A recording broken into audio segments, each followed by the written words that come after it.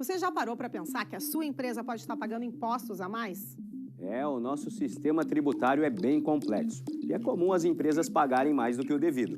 Saiba que é possível recuperar os valores dos últimos 5 anos e reforçar o seu caixa. A Fortus Tax é especialista no assunto e já ajudou muitas empresas nos seus 18 anos de atuação. E o mais importante, você só paga pelo serviço depois que o dinheiro estiver na sua conta. Fortus Tax. Pagar o justo é o nosso forte.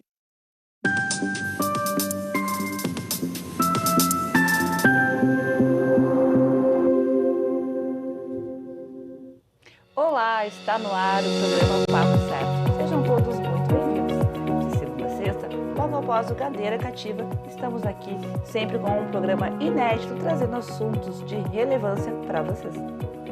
O nosso papo de hoje é papo previdenciário e vamos falar sobre a Seguridade Social e a igualdade de gêneros.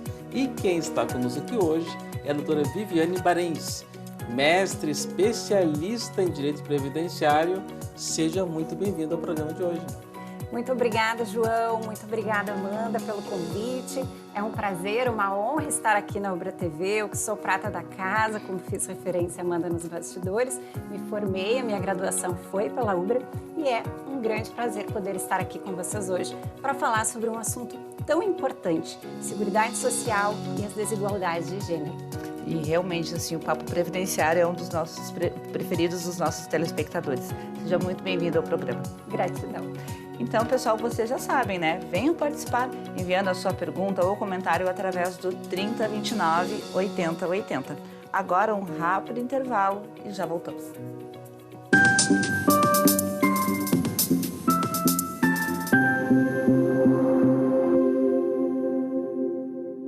Tá difícil encontrar o profissional certo para a sua empresa? Precisa de alguém detalhista para aquela vaga no financeiro? Quem sabe um criativo para o marketing? Ou ainda, alguém focado em resultados? A Fortus RH utiliza técnicas de seleção e processos estruturados, realizando entrevistas, aplicando provas e testes específicos. Tudo isso para buscar a pessoa certa para a vaga certa. Fortus RH. Conectar pessoas é o nosso forte.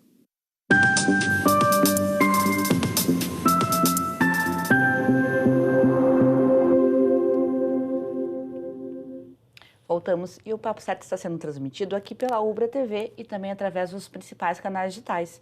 E através das redes sociais de YouTube e Facebook, além de vocês assistirem, também já podem compartilhar. Bom, doutora Viviane, fiquei sabendo nos bastidores que a senhora coordena um grupo de estudos chamado Seguridade Social e Gênero. A senhora poderia falar um pouquinho mais sobre esse grupo? Claro que sim, João. Esse grupo foi muito idealizado dentro da própria Comissão de Seguridade Social da OAB Gaúcha, né? Agradeço aí o Dr. Thiago Kidrick, sei que ele também é nosso presidente da Comissão Gaúcha de Seguridade Social, e nós vínhamos aí conversando sobre a criação de um grupo misto, né? Este grupo, ele é não só da Comissão de Seguridade Social da OAB Gaúcha, mas também participa como coordenadores o vice-presidente da Comissão de Diversidade Sexual e Gênero, o Dr. Diego, e também a representante da nossa Comissão Nacional de Seguridade Social da ABA, a doutora Roberta Sutel. E esse grupo veio justamente para que tenhamos um espaço de debates, de pesquisas com relação a tantos temas dentro da Seguridade Social, assistência social, previdência social e saúde, com relação às desigualdades de gênero. E é um orgulho poder participar na condição de coordenadora desse grupo. Bom, então temos uma afirmação que existem as desigualdades de gênero dentro do previdenciário? Infelizmente, Amanda, na realidade existem várias questões, né, que precisam de debate, de alteração da legislação. Existem muitas desigualdades de gênero ainda dentro da Seguridade Social, principalmente, né, previdência e assistência social. A primeira experiência que tive particular dentro do escritório, né, e que me marcou muito foi a situação de uma segurada especial. Ainda hoje eu via, né, o querido colega Luiz Gustavo Ferreira Ramos fazendo uma sustentação oral lá no tribunal, justamente para garantir a aposentadoria de uma segurada especial que teve o seu direito renegado em função de uma renda advinda do esposo, que não era uma renda da agricultura, né? Então, nós temos ainda essa interpretação nos tribunais com relação ao regime de economia familiar e a dispensabilidade do trabalho rural da mulher, muitas vezes uma mulher que criou 10 filhos ali na lavoura, trabalhando. E que trabalhou né? muito, né? Exatamente, que não tem como dizer que o trabalho dela de uma vida inteira foi um trabalho dispensável. Esse foi o gatilho, né? Mas em 17 anos já de atuação na advocacia previdenciária, a gente acaba se deparando com diversas outras situações de gênero que merecem a nossa reflexão, o nosso estudo, e por isso o grupo foi criado, para a gente trazer todas essas situações à tona e tentarmos coletivamente encontrar soluções. Doutora Vina só deu um exemplo dessa mulher que não queria aposentar ela por uma questão de não queria considerar esse período dela trabalhando na atividade rural. Só poder ter outros exemplos assim, dessa desigualdade na questão da Seguridade Social, da Previdência? Com certeza. Na verdade, a desigualdade de gênero ela está alocada em diversos lugares, né, na Previdência Social. Por exemplo, nós tivemos uma alteração muito significativa na pensão por morte. Com a reforma da Previdência, e até mesmo antes da reforma tivemos alterações, a pensão por morte deixou de ser vitalícia, deixou de ter a renda 100%, né? Então, parte de uma cota familiar de 50%, mais 10% por dependente, e isso acaba afetando as famílias mais vulneráveis. Então, tinha uma pessoa que recebia um salário de R$2.000, um chefe de família, essa pessoa falece, a viúva vai receber R$1.000, 50%. Exatamente, mais 10%, né, por cota por dependente. Então, na verdade, sempre vai partir de 60%, porque a cota familiar ela é de 50% e mais 10% por dependente. Então, a viúva, né, é 10%. Então, 50% mais 10%. Se tiver mais um filho, 50% mais 20%, entende? 60%. Isso. Mas, mas assim, os 2.000 é 1.200, nunca vai ser inferior ao mínimo, é importante que se diga, né? Nessa situação, então, vai receber salário mínimo. Mas nós não temos mais a reversibilidade das cotas. Então, por exemplo, ela recebendo um pouco mais de salário mínimo, digamos que o cálculo ali da viúva mais o dependente deu 70%, e aí fechou um pouco mais de salário mínimo, né? Do que era a renda do aposentado. Quando este filho completar a maioridade, essa cota não reverte mais em favor da viúva, ela se extingue. Né? E muitas outras questões, né? Eu gosto de dizer que eu não puxo só a brasa para o assado das mulheres. Existe, por exemplo, uma questão ligada ao salário maternidade e no que tange à licença paternidade. Né? Os homens, por exemplo, eles têm só 5 dias de afastamento do trabalho quando chega um membro novo na família. E isso acaba prejudicando o convívio familiar, né? O convívio familiar do pai com esta criança. Não, e além a mulher fica com uma sobrecarga nesses primeiros dias muito grande. Exatamente, né? Exatamente. E às vezes, né, não é só o parto, nós vamos falar, né, o fato gerador da maternidade, da paternidade, enfim, dessa nova família que se forma, também são os laços adotivos. E muitas vezes é importante, né, muitas vezes não, sempre é importante, né, que esse novo membro que chegue na família tenha, né, o convívio materno e paterno. Então, temos uma outra desigualdade de gênero que precisamos avançar. Bom, e com relação à população LGBTQIA+, existe debate sobre esses direitos junto a este grupo de estudos? Sim, com certeza. Inclusive, quem abriu com chave de ouro, né, o nosso grupo de estudos e que deu aí uma palestra-aula sobre todos os direitos da comunidade LGBTQIA+, foi a professora Heloísa Pancotti. A professora Heloísa Pancotti hoje é a grande referência no que tange as pesquisas e estudos de direitos previdenciários das pessoas transgêneras. Também tivemos o professor Adriano Maus, no nosso grupo de estudos, que tem uma obra também dedicada aos direitos previdenciários da comunidade LGBTQIA+, e que esteve conosco, então, no grupo de estudos, justamente para falar um pouco sobre o processo administrativo, né, o encaminhamento dos benefícios previdenciários desta comunidade. E tenho aqui, rapidamente, vou fazer o merchan, se me permite, né? Claro. A nossa obra, que é fruto justamente de um grupo de estudos que foi da DPU, Universidade Estadual do Mato Grosso do Sul e Universidade Federal do Paraná.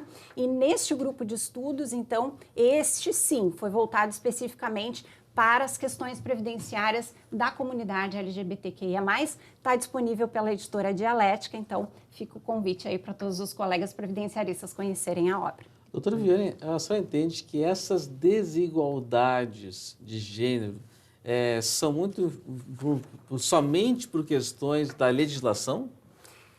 Olha, João, na realidade, é um dos motivos, né? Eu acho que na medida em que a sociedade avança, como eu vou dizer, a sociedade avança nas suas reflexões, né, no que tange as questões de gênero e outras questões da sociedade em geral. Conforme a sociedade vai avançando, a legislação vai avançando, né? Um exemplo social, né? Tipo, antigamente se fumava dentro do ônibus, Exato. se fumava dentro do avião, no restaurante, nas festas, casas noturnas, fechado. E hoje a sociedade foi evoluindo, que hoje é proibido. Exatamente. Então, são questões culturais, questões, às vezes, religiosas, enfim. A sociedade vai alterando, né, a sua forma de ver as coisas e aí a legislação automaticamente vai se alterando. Claro que isso demanda tempo, né, demanda um tempo e muitas vezes a sociedade avança num ritmo maior do que a legislação. Mas não é só a falta de legislação que faz com que essas desigualdades aconteçam. Infelizmente, nós temos leis que já existem para garantia de direitos, mas aí a gente traz a carga pessoal, muitas vezes do servidor que está fazendo aquela análise, muitas vezes do julgador que está julgando, né, que traz a sua carga pessoal de experiências e acaba, infelizmente, violando direitos fundamentais. Você acha que ter esses grupos de estudos trazendo esses temas para a televisão, né, trazendo esse debate, é aí que começam as transformações sociais e depois na legislação? Exatamente, exatamente. Bom, continuando, e como o Poder Judiciário vem decidindo quanto a essas questões de gênero na Previdência Social? Importante essa pergunta, Amanda. Na verdade, muitas questões já foram pioneiras através do Poder Judiciário no que tange à garantia de direitos fundamentais nas questões de gênero, tanto na proteção das mulheres, quanto com relação também à população LGBTQIA+, que nós falávamos. Mas mesmo no Poder Judiciário, como eu fiz referência também agora há pouco, ainda existe aquela carga, né, do patriarcado, aquela carga de juízes muitas vezes mais antigos, né, que já têm valores ou estão ali já acostumados a decidir, e aí vem a questão do costume também. Enfim, uma carga de referências pessoais, né, que apesar dos julgamentos não deverem ter pessoalidade, a gente sabe que tem, porque os juízes são seres humanos como todos nós, né? Então, não é à toa que o CNJ, né, trouxe o protocolo de julgamento com perspectiva de gênero, que passa a ser uma espécie de cartilha para que os juízes observem, no caso concreto, a aplicação, né, da igualdade de gênero em todas as situações que envolvem homens e mulheres, né? A questão das trabalhadoras rurais, como foi referido, muitas vezes a questão do desmerecimento, por exemplo, do trabalho doméstico que é realizado pelas mulheres, que é um trabalho invisível, né? Um trabalho complicado e muitas vezes essa mulher contribui como dona de casa e no momento em que precisa de um auxílio-doença, um benefício hoje, né, um benefício por incapacidade temporário, quando a perícia vai avaliar, diz que, não, ela está capaz para o trabalho sem fazer a devida conexão realmente do esforço que essa mulher realiza nas tarefas domésticas, né?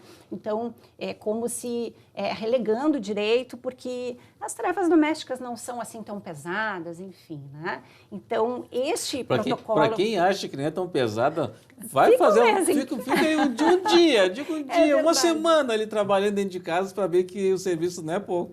Exatamente, exatamente. Então, hoje, né, se não fosse diagnosticado pelo próprio CNJ que existe ainda, sim, muitos julgamentos que desrespeitam a igualdade, né, a isonomia entre os gêneros, nós não teríamos o próprio CNJ intervindo. Esse que era um protocolo aí de utilização facultativa, ele era um mero orientador, mas a partir do início deste ano, a partir de março de 2023, ele passa a ter vinculação obrigatória a todos os julgamentos no Brasil inteiro. Doutora Viviane, tendo essa questão da evolução social, né, só poderia falar um pouquinho mais sobre a maternidade homoafetiva? Claro que sim. Na realidade, esse é um tema que me interessa muito, né? Eu sou coordenadora do IEPREV aqui no Rio Grande do Sul e, inclusive, o IEPREV acabou se habilitando no tema 1072, que está lá no STF, e que trata sobre a liberdade de escolha da parceira não gestante. Vou explicar para vocês um caso bem interessante, né? Para quem está em casa e que não sabe, a gente tem hoje as novas famílias.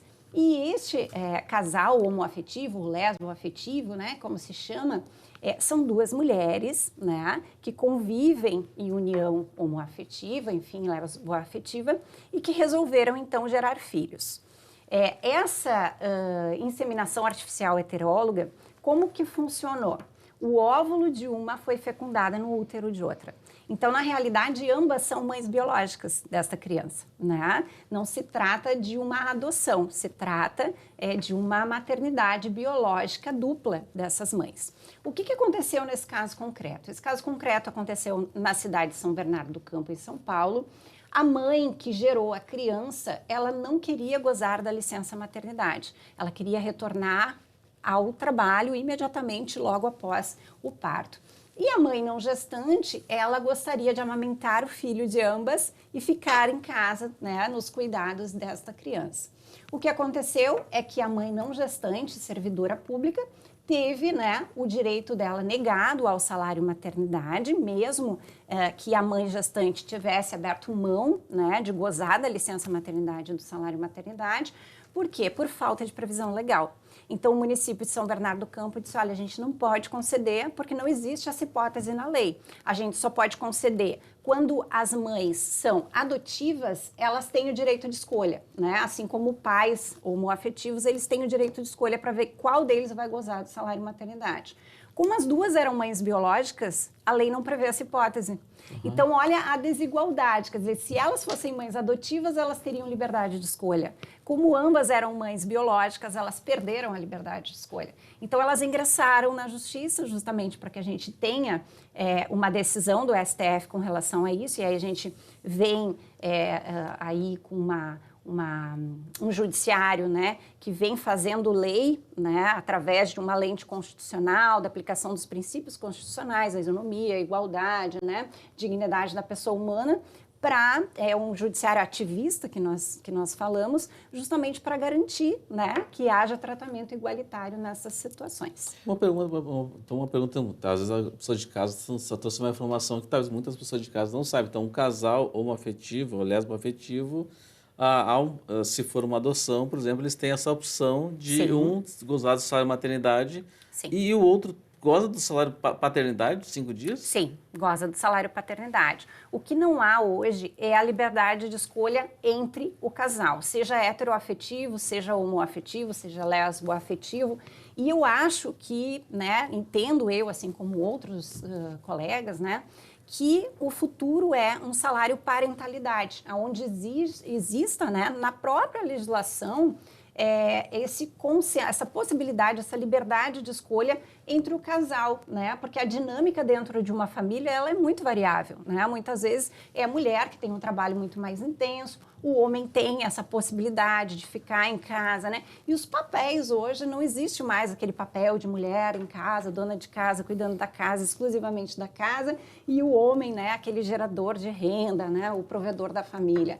Então, acredito que o futuro seja esse, justamente, né? Que a gente tenha aí uma opção de um salário que abranja todas as formas das novas famílias. Primeira vez que estou escutando isso, estou aprendendo bastante aqui hoje sobre essa possibilidade de casais heterossexuais de escolherem quem vai ficar o período do afastamento cuidando do bebê. Inclusive, poderia ser compartilhado, né? Eu acho que isso também não traria prejuízo, a gente também tem que pensar na parte contributiva. Se ambos são segurados, que houvesse aí um compartilhamento, né? Olha, os 2 primeiros meses, se for uma gestação, a mulher em função da recuperação do parto, e os 2 meses posteriores o pai. Enfim, eu acho que a legislação precisa dar essas opções para que haja liberdade de escolha dentro das famílias. Até porque tem a criança no meio, que é também o ponto fundamental, né? Exato. Previdenciário é uma outra história. Exatamente. Mas então, falando agora sobre em relação ao salário maternidade, existem outras questões que precisam ser aprimoradas, doutora?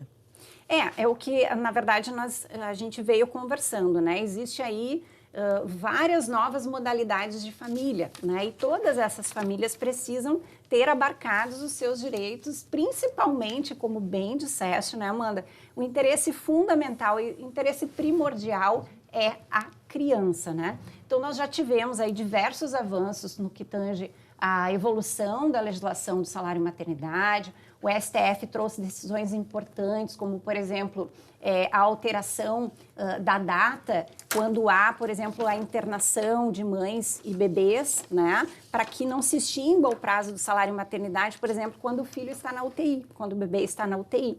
Então, ele começa a contar o prazo do salário e maternidade com a alta hospitalar da mãe ou do bebê. Então, a gente teve um avanço importante nesse sentido, né?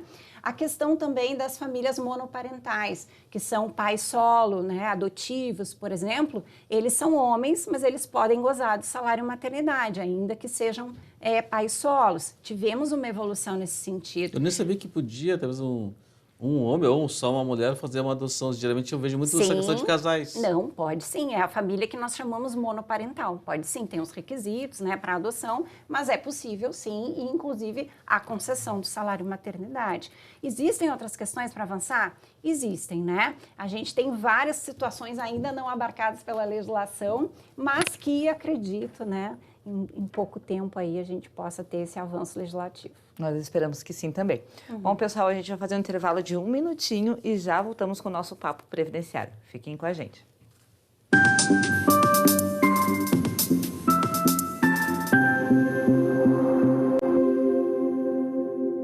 Tal ganhar o prato do seu acompanhante. Com esse app você compra um e ganha um. Simples assim. Vale também para ingressos e hospedagens. De Gramado para o Brasil, o Prime Gourmet traz experiências incríveis para você. Baixe o app grátis e assine quando for usar. Já somos mais de 500 mil aproveitando esse guia gastronômico e turístico. Faça parte desse clube também. Para o cliente, economia e experiências em dobro por 1 ano. Para o parceiro Prime, clientes selecionados. Uma forma elegante de utilizar descontos. Em tempos de juros altos, margens reduzidas e incertezas, rever estratégias é fundamental para manter o seu negócio competitivo. Esse cenário exige planejamento e organização financeira. Nessas horas, qualquer ajuda é bem-vinda, mas a ajuda de um especialista é necessária. A Fortus Consulting conhece na prática e tem as soluções adequadas para cada situação. Fortus Consulting. Melhorar os seus resultados é o nosso forte.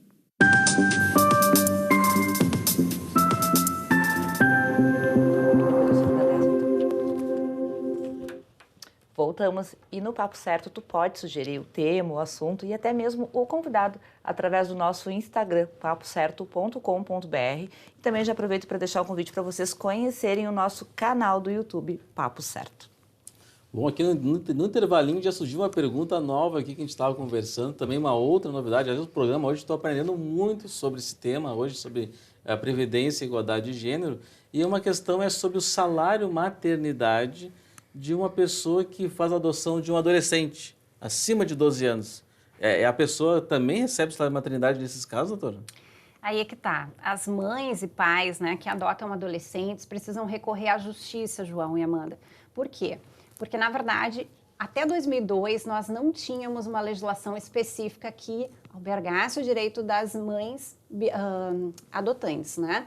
Então, de tanto ingressarem judicialmente pedindo essa igualdade, né, com as mães biológicas, nós tivemos uma evolução na legislação. E em 2002, então, saiu essa lei que possibilitou o afastamento da mãe, né, devidamente remunerado, pelo período igual, né, das mães biológicas, mas trazendo uma diferenciação com relação à idade da criança. Então, essa legislação, quando ela surgiu, a mãe que adotasse uma criança de 0 a 4 anos, ela tinha o mesmo direito de gozar de 120 dias. Se ela adotasse uma criança dos 4 aos 8 anos, ela tinha só 60 dias de licença de salário maternidade. E assim por diante até os 12 anos de idade. E aí o que aconteceu? Jurisprudencialmente isso foi sendo novamente, né, o judiciário instigado a se manifestar com relação a essa temática.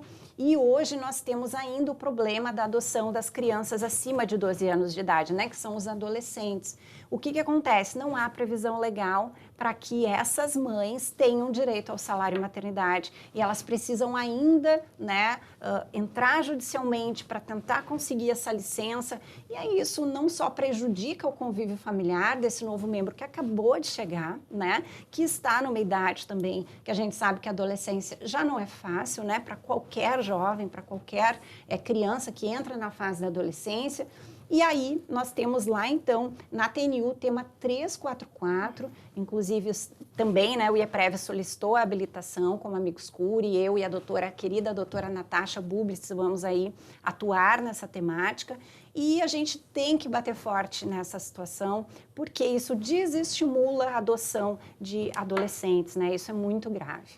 E, doutora, em relação às mulheres vítimas de violência doméstica, a lei previdenciária que trate sobre isso? Na realidade, mas não é a lei previdenciária que trata deste assunto. Nós temos a própria Lei Maria da Penha, lá no seu artigo 9º, a hipótese do juiz determinar, dependendo do contexto da violência doméstica familiar, o afastamento desta mulher do seu local de trabalho, desde que isso lhe traga riscos, né? Ou desde que ela esteja aí com a sua saúde mental ou física abalada suficientemente para que não consiga exercer a sua atividade remunerada. O que acontece é que, com base nesse artigo 9º lá da Lei Maria da Penha, o STJ, então, num ativismo judicial, trouxe a interpretação de que, também para não sobrecarregar a empresa, né, já que essa empregada ela vai ter que ter um afastamento, às vezes, superior a 6 meses, então que o INSS arque, a partir do 16º dia de afastamento, quem deve arcar com este afastamento é o próprio INSS. Então, existe essa interpretação jurisprudencial de um auxílio-doença decorrente da violência doméstica. Doutora Viviane, a senhora acha que, na sua opinião, que as mulheres têm mais dificuldade para se aposentar do que homens? Com certeza, né? E os motivos são vários. A gente tem as mulheres um índice muito maior de desemprego, né? Nós temos também a sobrecarga de duplo trabalho, né? Então, muitas vezes a mulher, dependendo do seu contexto familiar, acaba decidindo por ficar cuidando do lar, né, dos filhos, da família, muitas vezes de outros familiares. A gente fala da economia do cuidado, que na realidade são mulheres que dedicam a sua vida para um familiar enfermo. Muito raramente vai ser o homem que vai fazer isso, vai largar o seu trabalho remunerado para cuidar de um ente da família que adoece, por exemplo, né? Isso sempre fica ao encargo da mulher, né? Então, nós temos essas situações que acabam aí dificultando e agravando a aposentadoria das mulheres, o direito, né, à concessão da aposentadoria das mulheres. Certo. Então, doutora, eu quero te agradecer pela tua presença. Aprendemos muito contigo mesmo hoje e está convidada a voltar ao Papo Certo. Gratidão, a gratidão é toda minha. Espero que tenha contribuído aí para que quem nos assiste, né, tenha aprendido um pouquinho e possa refletir sobre essas questões de desigualdade de gênero na Seguridade Social. Foi uma honra. Um agradecimento especial a todos os nossos telespectadores e em especial o pessoal de Camaquã, que também sempre participa do programa. Então, pessoal, é isso. Hoje ficamos por aqui e amanhã mais um Papo Certo inédito, Papo Empreendedor, hein? Esperamos vocês. Até lá.